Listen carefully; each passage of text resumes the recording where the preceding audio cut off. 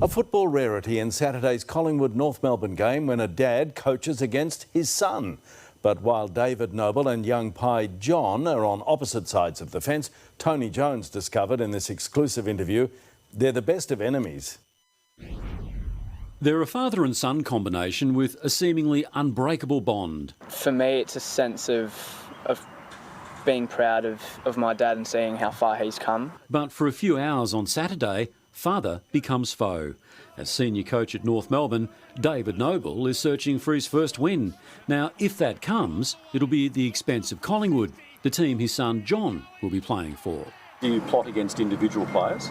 Yes. Yes, it's the answer to your next question. Yeah, well, you have to. I mean, you do at some point you have to take that emotion out of your discussions at match committee for sure. It's not the first time a father has coached against his son, and the history is quite ironic. North Melbourne and Collingwood feature prominently in both.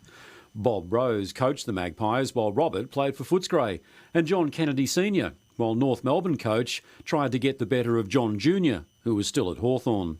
The Nobles are more than willing to embrace this latest instalment of footy's family feud. If you'd have said, a long time ago when we were trying to have children that, this sort of day would have evolved, it would have been, I just would have been a dream.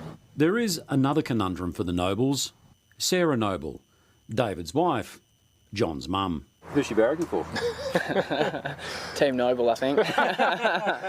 Yeah, Sarah's got a couple of scarves and she's got a Collingwood jumper, so the jumper goes on, the scarf goes on, so it's a bit of a hybrid. Although never in a coaching sense, these careers have crossed paths before. As Brisbane's head of football, David made a post-game beeline for John during a match at the Gabba. And while they were side by side today... At what point do you stop communicating? About half an hour. Yeah, not long. There's not only 4 points at stake on Saturday, there's also bragging rights. Oh, the 4 points, I think. I'll take both. Tony Jones, 9 News.